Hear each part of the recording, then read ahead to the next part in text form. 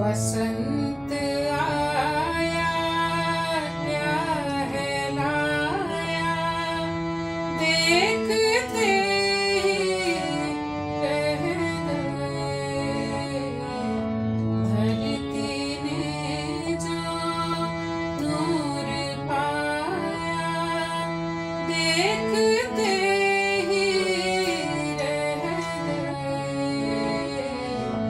बसंत आया।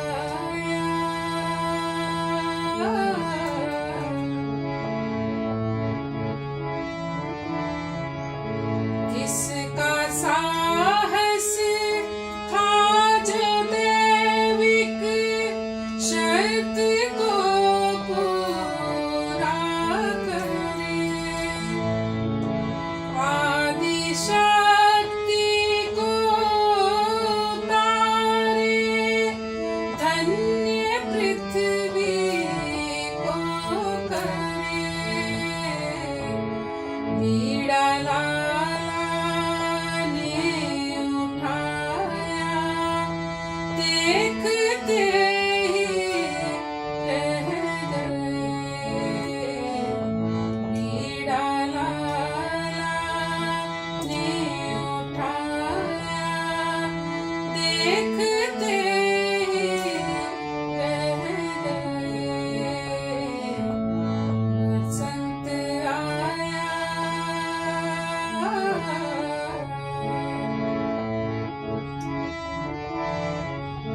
प्रकृति ने आंचल सजाया, पुरुष विस्मित स्थिर हुआ। नेह से लेने को चुंबन, घूमा भू पर छा गया। समर्थ की नजरों ने देखा, देखते ही रह गए। समर्थ की नजरों ने देखा, देखते ही रह गए। बसंत आया।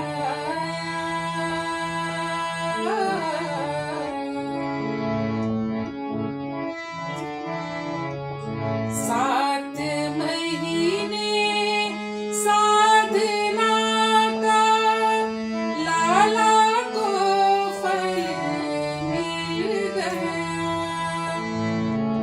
6 दिवस का दिव्य बालक प्राणाहुति को पी गया। सतगुरु की पुलक पलके, देखते ही रह गए। सतगुरु की पुलक पलके, देखते ही रह गए। बसंत आया।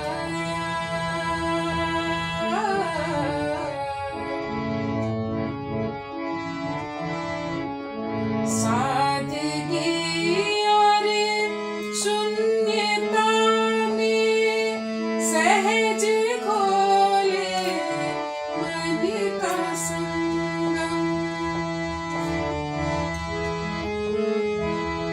अवतरण से पहले देखा दृश्य पाया, चरण चुम्बन। करम बाबू का ये देखा, देखते ही रह गए। करम बाबू का ये देखा, देखते ही रह गए। बसंत आया।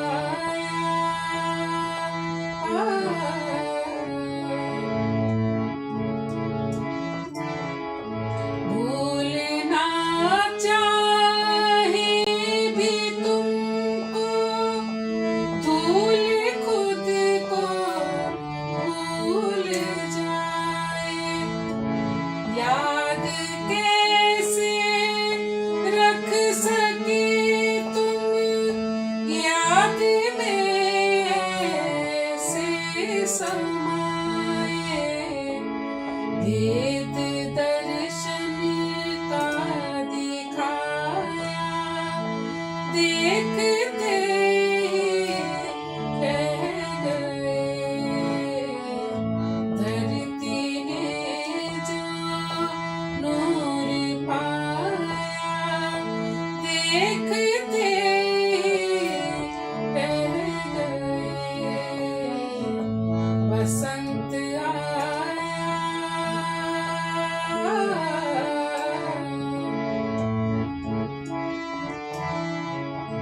लालाजी का लाड लाए, साह में था आ गया।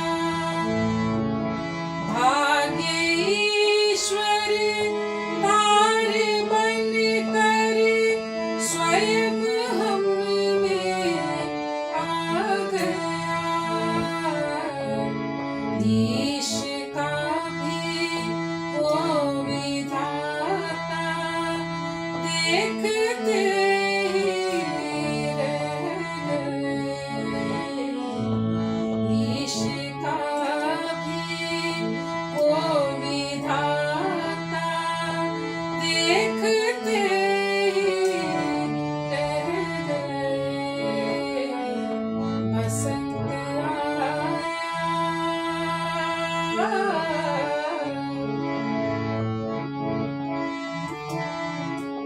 बसंत के गौरव के आगे शीश युग का मत हुआ।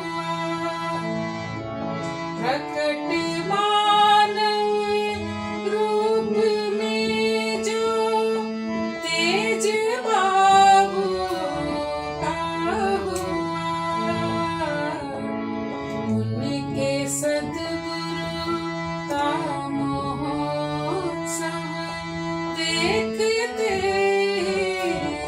रह गए।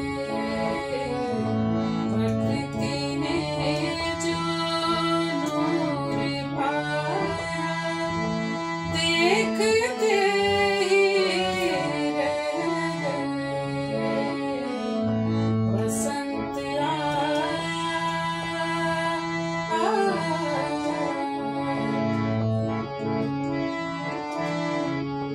सूर्य जाए, चंद्र जाए, धरणी और आकाश जाए, एक अविनाशी है बाबू, जो कभी आए न जाए। बरकतें बरसी है ऐसी, देखते ही रह गए। बरकतें बरसी है ऐसी, देखते ही रह गए। बसंत आया,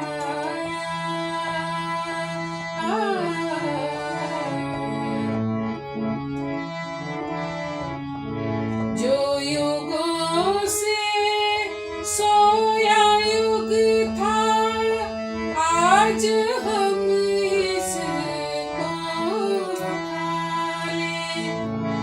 ओट में पर्दे के जो है, ज्ञान में अपने बसा ले।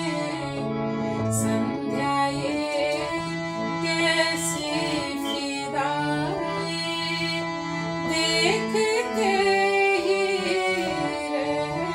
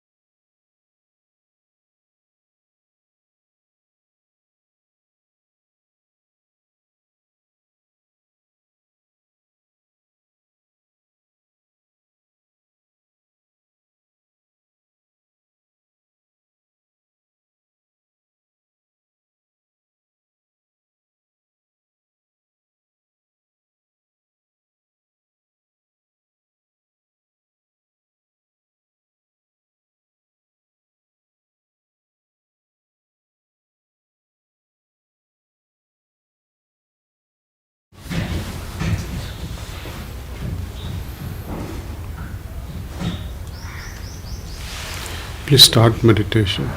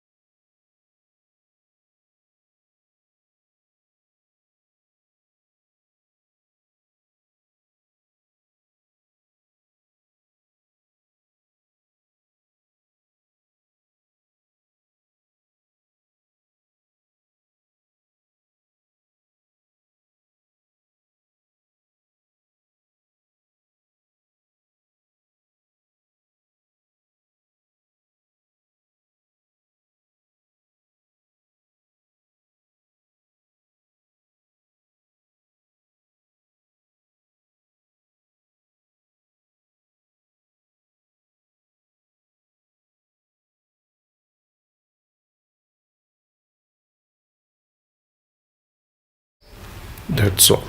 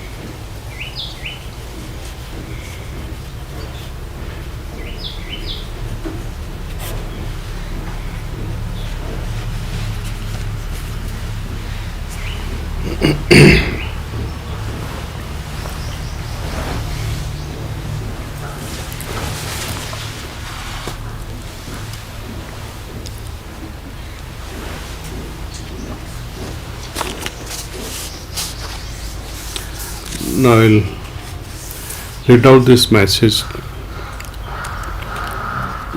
Centeredness.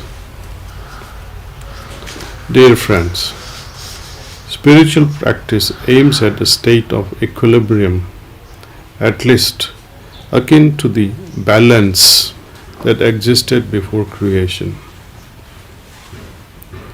What do we mean by balance? At the physical level, an object is balanced when its center of gravity is supported. If that center loses its support, the system's equilibrium is lost. In life, retaining equilibrium means keeping our focus on our center. But what is our center? The physical body, our sthul sarir, has a center of gravity. But it is not the center of our total being. The physical body is, after all, a covering that facilitates our existence in the physical world. More essential to our total being are the inner subtle bodies, Sukshma Sharir, which primarily are Manas, Buddhi and Ahankar. Together, these three subtle bodies exist within a fourth subtle body, which is consciousness, the Chit. The subtle bodies are instruments of the soul, Atman or Purusha. It is the soul that is our true center. Having a center does not automatically make us centered. Centeredness is present to the extent that our consciousness is settled on the center. Focusing on the center is consciousness, equivalent of supporting a physical object's point of balance. It is the source of personal equilibrium. If a boulder balancing on the face of a cliff somehow loses its centeredness, it may fall and crumble. When our focus becomes diverted from our center and skews Instead, toward less essential levels of existence, we too become unstable. We then become vulnerable. In such moments, our weaknesses reveal themselves and we backslide. Anything in life can divert our attention from our spiritual center. The most blatant culprits are desires, but even our rightful duties can divert and destabilize us if we allow them to. A normal life, with its numerous responsibilities, is like a planet orbiting many suns. It is pushed and pulled by many gravitational centers. We become lost in life's incessant movement. Yet, is the solution to the problem to turn away from the world? When our focus becomes diverted from our center and instead skews towards less essential levels of existence, we become unstable. We become then vulnerable. In such moments, our weaknesses reveal themselves and we backslide. Long ago, Lord Krishna introduced the possibility of performing worldly duties while remaining equanimous and well established in yoga. Sahajmarg may be understood as a practical expression of this idea and the means by which it is achieved.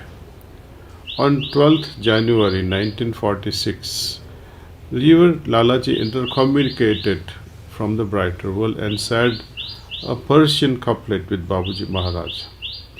Nami goyam ki az dunya juda bash, bahar kre ki bashi ba khuda bash.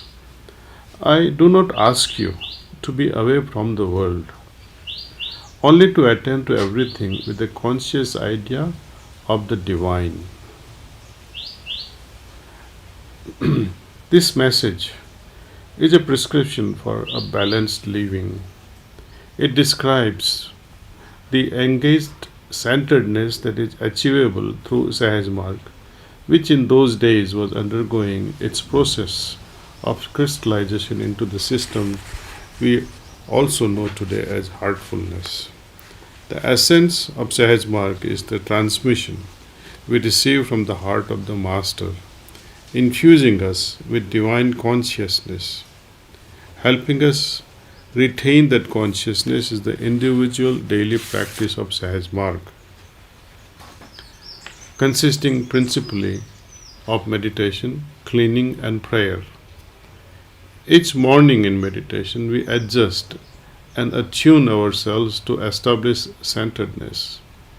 The evening cleaning wipes away the seeds of future distractions, which would otherwise spoil the conditions bestowed upon us. Finally, at bedtime, we face ourselves and assess our actions, prayerfully setting our intentions for the next day, thereby creating a field of spiritual possibility. The total effect is centeredness. Through constant remembrance, we remain deeply meditative during all our wakeful activities, established in equanimity and yoga. That is how we can attend to our duties in consciousness of the divine and realize the truth. Meditation frees consciousness. Consciousness is the conduit between body and the soul. In the waking state, it reaches out toward the physical periphery of being. During dreaming state, consciousness is cut off from the senses and remains involved with self. In deep, dreamless sleep, consciousness withdraws and rests in the soul. While meditating deeply, consciousness also rests in the soul while simultaneously expanding in an omnidirectional manner. It partakes of both wakeful alertness and the profound centeredness of dreamless sleep. This state is called Turiya, When we are able to bring that Turiya condition with us out of meditation into our active waking state, it is known as Turiyatit. In Sahasmarg, we call this state constant remembrance. Through constant remembrance, we remain deeply meditative during all our wakeful activities, established in equanimity and yoga. That is how we can attend to our duties in consciousness of the divine and realize the truth proclaimed in anonymous medieval text Liber 24 Philosophorum. I quote, God is an infinite sphere whose center is everywhere and whose circumference is nowhere. Unquote.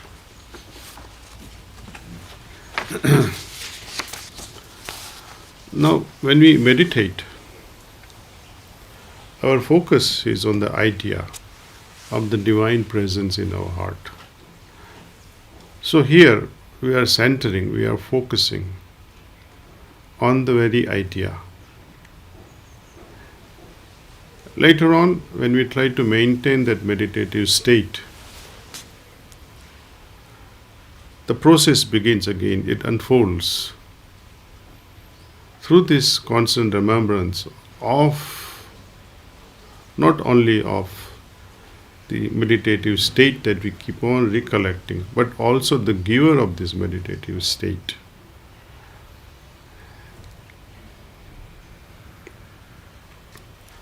This focus is also a kind of a ever increasing dynamic way of centering ourselves, and this centering keeps on, I would say.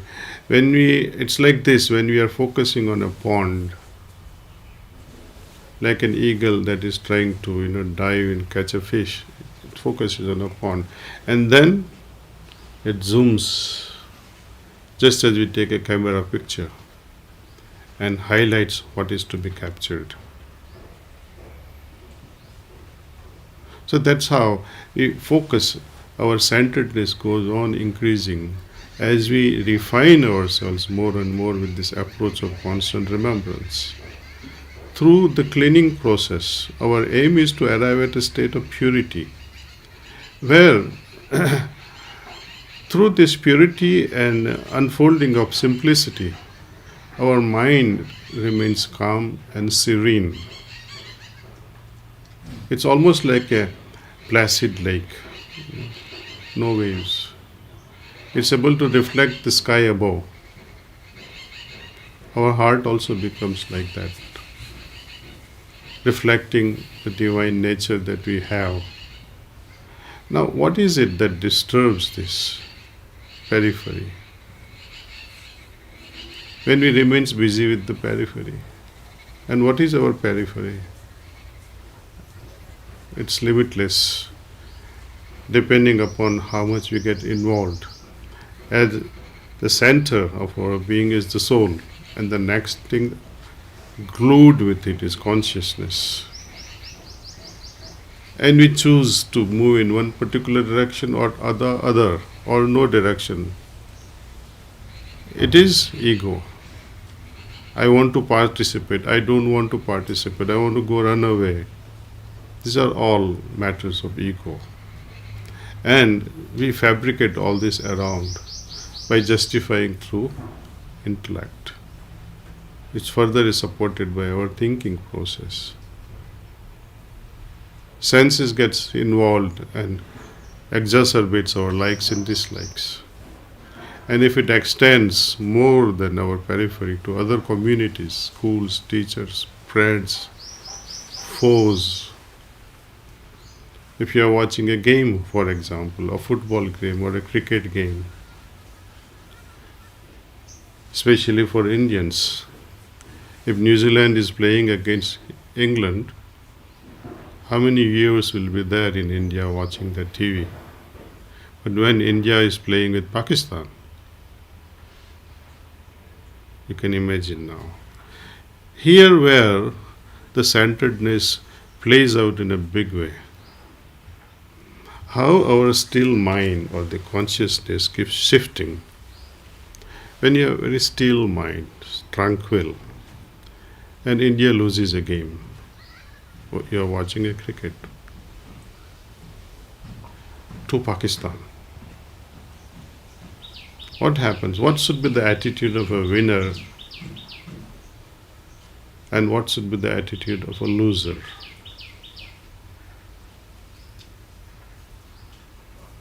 We have to go beyond these boundaries. As a sportsman, I got to admire the winner. Not that I become very critical of the losers. It is for them to decide how to improve their game, how to criticize their plays. They have to decide that. I cannot be the judge of that. See, Patanjali, as we go through this book, Authentic Yoga, and especially when you read the sutras from 30 to 33 or so, you will come across what are the things that can destabilize us. I'm sure you all have this book.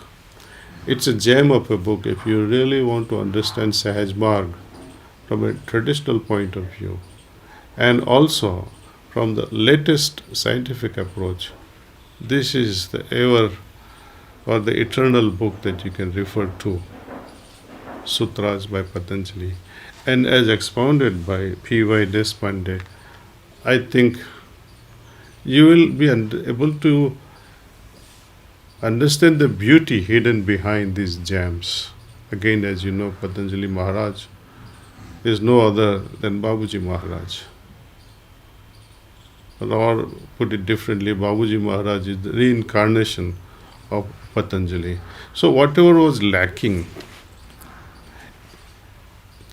whatever he was not able to convey through these sutras, he took another birth and made the entire yogic approach a complete, a perfect system.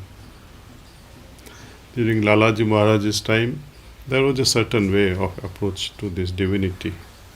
Babuji Maharaj finally crystallized it and offered us, okay, now you practice this if you want to achieve the highest. Here he emphasizes many things about attitudes, what sort of attitudes one should have. As he had described in the Sutra 33 rather, where he talks about Maitri, Karuna, Mudita and Upeksha. These are the qualities one must entertain. Against what? Against Sukha, Dukha, Punya, Apunya. Visaya Nati Bhavatna Chitta Prasada. Simply put, what is Maitri? Maitri is friendliness. What is Karuna? We all know it's compassion. Mudita means a joyful state. And Upeksha meaning being indifferent. Now these four attitudes are to be entertained, to be cultured.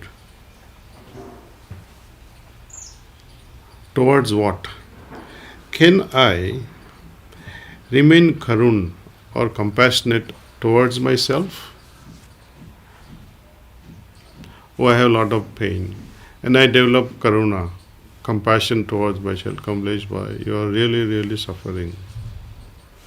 You go into your shell and go into depression. You cannot exercise compassion towards yourself. Here, Patanjali Muni says, karuna to be expressed, empathy and sympathy to be expressed towards those who are suffering. दुख, जिनके हृदय में बहुत दुख है, उसकी तरफ एक करुणा का भाव रहना चाहिए. वहाँ पे आनंद नहीं होना चाहिए. You cannot become joyful or develop this muddita bhav when someone is suffering. When Pakistan loses the game, many people rejoice. There is celebration in India, and there is celebration in Pakistan when Pakistan wins. Simple example is when you visit your friend who has parked Mercedes and BMW and whatnot in front of his house, and you enter Swarovskis, chandeliers everywhere. Do you feel really, really, really friendly towards the happy friend that you have? You will burn up perhaps with a lot of jealousy and envy that he has so much and I don't have it. Sorrow is easy to share. You can offer your shoulder when somebody is in pain. It's very easy.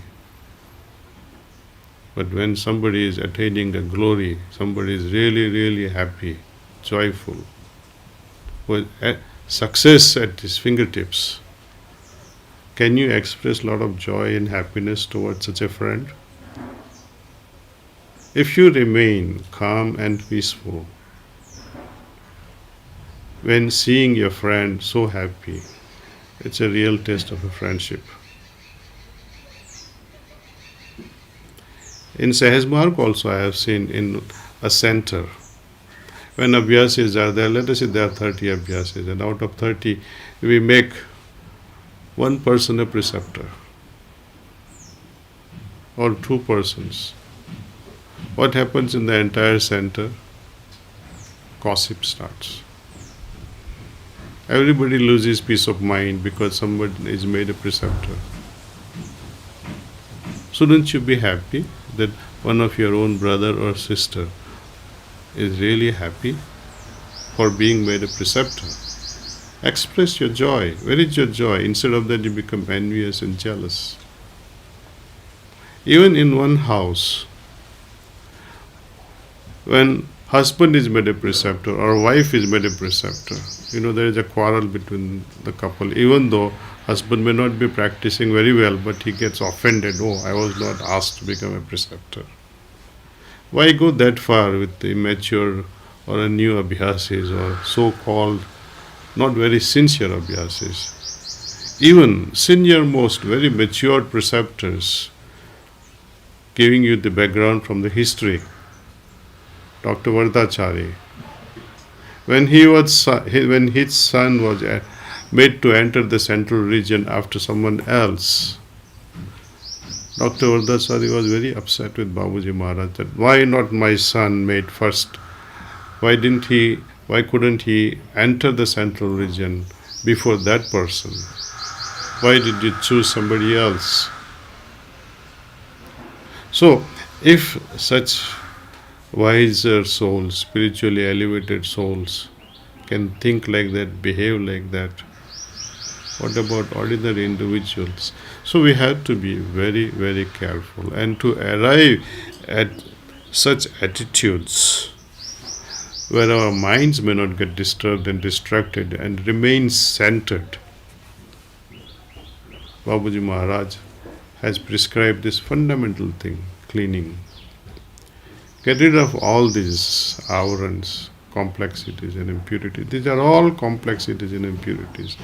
The root of all is desires.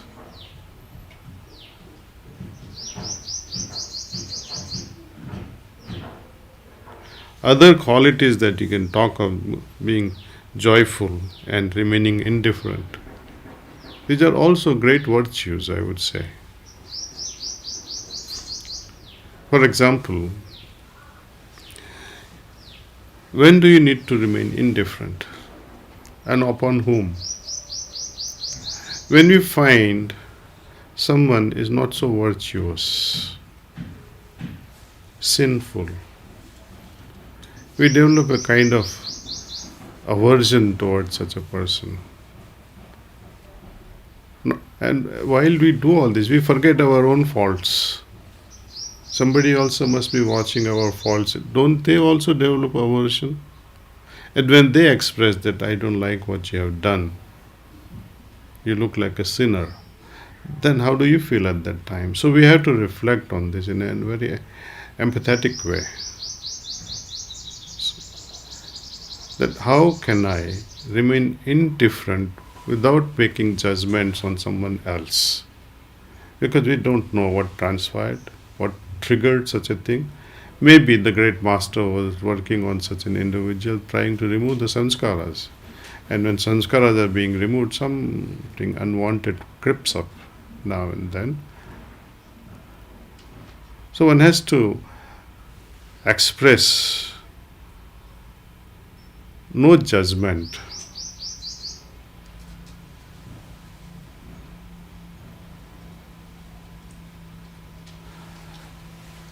We pass on the judgments. We spoil our quietude or our state of indifference, or we spoil the state of our happiness by reinforcing. Let's see, when we do good thing, when a friend does a good thing, what is the difference in attitude? Do you express joyfully the good things done by your friend first, or would you express your own thing first, that I did such and such a thing in a very nice way? Sequence also matters here. When someone introduces, I am so and so, and this is so and so, he is my friend, he is very successful, but you have introduced him afterward. The courtesy, the culture demands that he is my friend, so and so, I am his friend, so and so. So the others takes the precedence. Our conditioning, our sanskars, our vrittis, when we identify ourselves with our vrittis, our personalities, our entire psychosomatic personality, which is cooked up or made up by our past, and as long as this past holds on to us, we become like those colored glasses that when light passes through it and exits out, it gets affected, it colors itself. We have to remain that Berangi. Babuji talks about Berangi hona hai. Anyway, this talk can go on and go on and on. Our main idea is this. Babuji has put it so many times that when you are face the source. Be centered. When you are standing in front of the sun, you can derive heat and warmth. When you turn away from the sun, you will see only your shadow. Farther you are from the sun, farther your attention is away from the master, you develop a bigger and bigger and darker the shadow. Our shadow becomes longer when we move away from our source. And finally, I like to quote what Babuji Maharaj had said, that meditation really means that the mind becomes accustomed to the center itself instead of wandering elsewhere. Meditation on the heart is prescribed for that purpose only. This is from Babuji Maharaj. And when we talk about this periphery, it's opposite. What are these periphery? When we pay a lot of attention to the periphery, anything that we do, whatsoever we do, that takes away from this centeredness. In short, I would call it as an act of forming complexities and impurities to ourselves. Moving away from the source is nothing but sinful. Though we don't have this concept of sins and no sins, but these are the things that creates complexities and impurities. So let's remain purer and simpler, and don't think that purity and simplicity is our goal. Purity is only the beginning. It is preparation towards something grander. It is the purity that weaves our destiny with our Maker. Thank you.